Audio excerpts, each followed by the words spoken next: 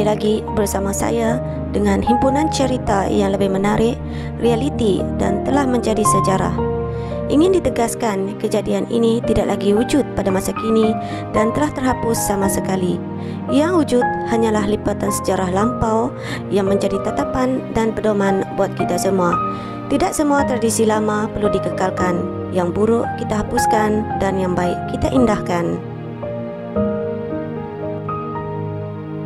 Negeri Sarawak terkenal dengan kepelbagaian etniknya.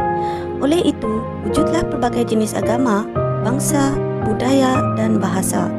Sebelum wujudnya kepercayaan agama Islam dan Kristian, lahir satu kepercayaan kuno yang perlu kita ketahui.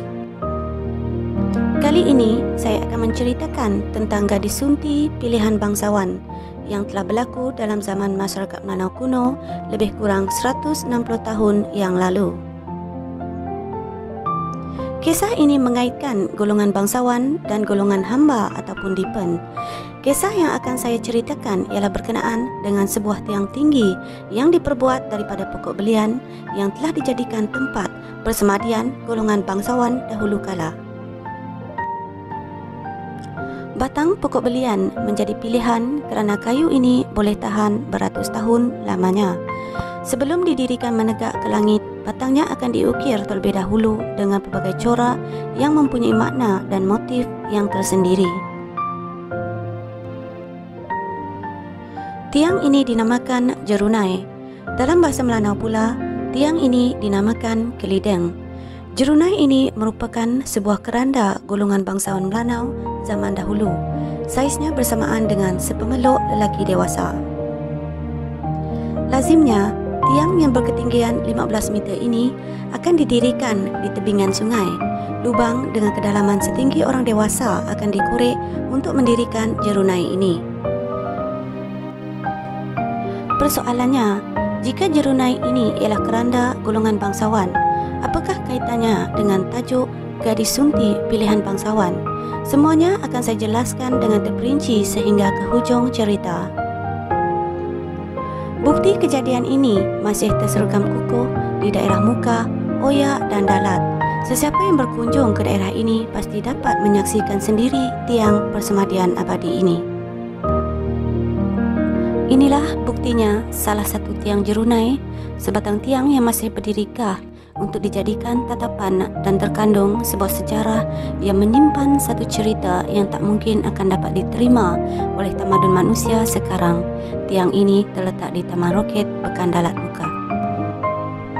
Balik kepada prosesnya, setelah lubang siap dikorek, tiang jerunai ini akan dipacakkan ke dalam lubang tersebut. Hanya golongan bangsawan sahaja yang layak disemadikan di dalam jerunai ini. Di bahagian tengah jerunai, iaitu lebih kurang 10 meter dari aras tanah, lubang akan dikorek untuk meletakkan tulang si mati.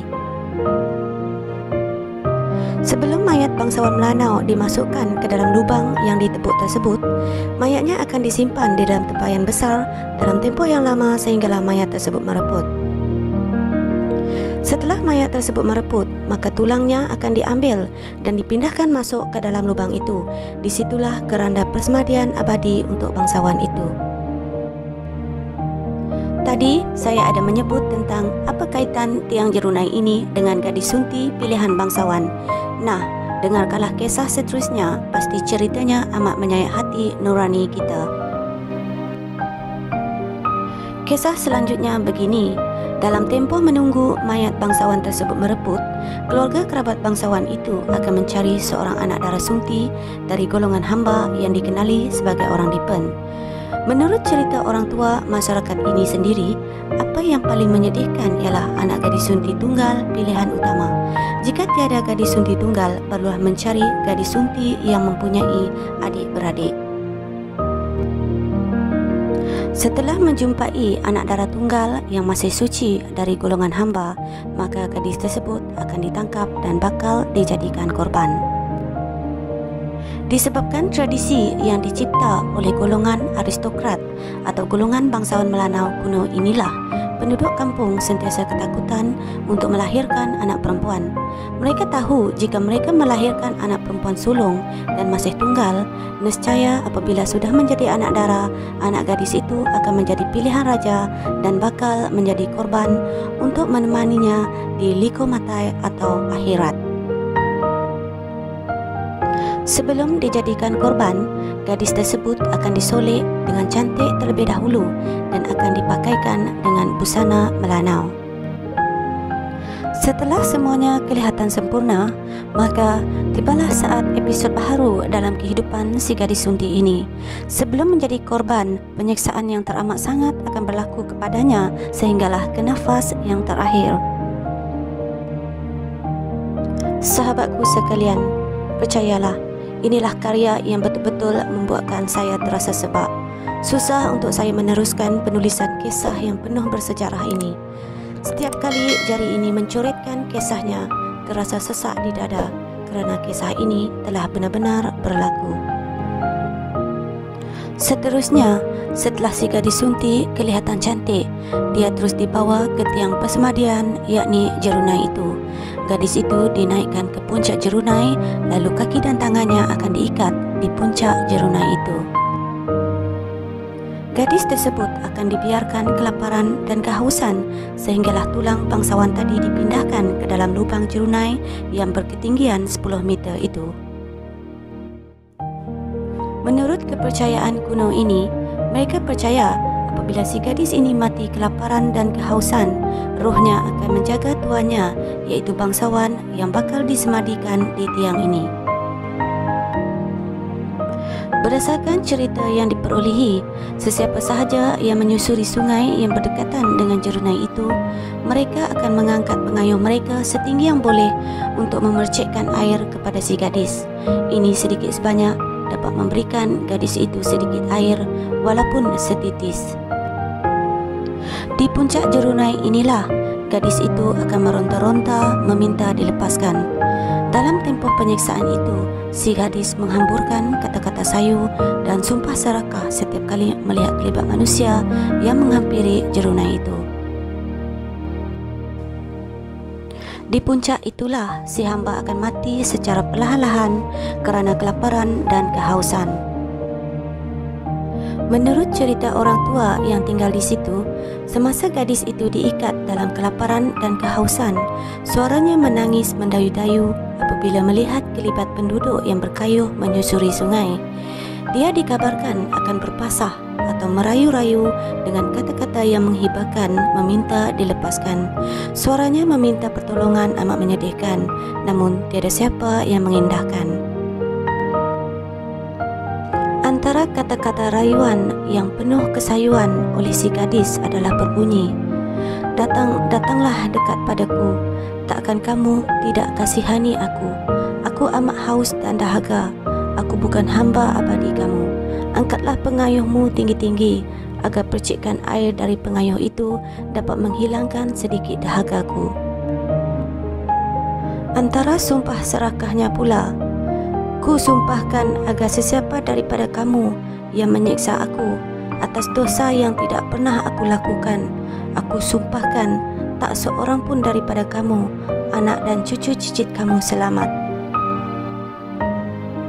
Inilah antara detik menyayat hati dan menyeramkan apabila mendengar satu tradisi kuno yang pernah berlaku di kalangan masyarakat Melanau suatu ketika dahulu.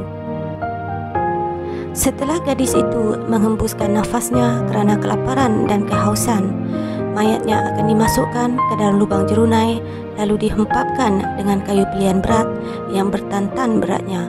Objek itu sudah disediakan di puncak Jerunai itu. Maka tamatlah penyiksaan bagi si gadis. Menurut kepercayaan ini, dengan matinya si gadis yang masih suci itu, rohnya akan menjaga kehidupan golongan itu tadi di alam abadi. Pada ketika itu, masyarakat Melanau masih berpegang kepada kepercayaan pagan ataupun animisme. Maka tradisi pengebumian ini telah dihaskan kepada golongan aristokrat atau golongan bangsawan sahaja. Mayat golongan aristokrat ini tidak dikuburkan, malah telah dimasukkan ke dalam tempayan terlebih dahulu sehingga mayatnya mereput. Selepas itu, barulah tempayan itu akan dipindahkan ke dalam lubang di tengah jerunai itu. Disitulah persemadian abadi si mati dengan ditemani roh hamba sahayanya yang dikorbankan untuk menuju ke ligomatai atau alam akhirat. Sewaktu-waktu dahulu kala, kepercayaan supernatural masih membelenggu masyarakat. Permintaan untuk membuat jerunai dikatakan dibuat oleh si pemilik sewaktu dirinya masih hidup. Tatkala itulah, pengikut setia golongan ini akan masuk ke dalam hutan untuk mencari kayu belian untuk tuan mereka yang mereka anggap bangsawan. Pencarian kayu itu bukanlah sesuatu yang mudah kerana kayu itu perlulah bersaiz besar. Proses membawanya pulang pula memerlukan jumlah orang yang ramai kerana kayu belian ini terlampau berat. Setelah berjaya dibawa balik, kayu ini akan melalui beberapa proses seperti dikorek dan diukir. Di bahagian tengahnya akan dikorek 2 hingga 3 lubang yang boleh meletakkan beberapa orang tulang bangsawan itu.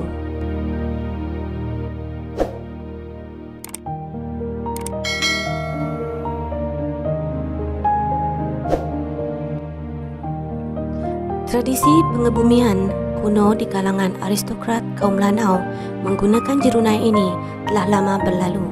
Ianya telah lama ditinggalkan sesuai dengan peredaran zaman serta dengan adanya kedatangan agama di dalam masyarakat Melanau yang kini kebanyakannya menganuti agama Islam dan Kristian. Sebenarnya, banyak jerunai yang sudah dimusnahkan dan ada yang sudah mereput di mamah waktu. Namun, masih ada jerunai yang masih kekal dan kukuh yang telah dipelihara oleh masyarakatnya sendiri.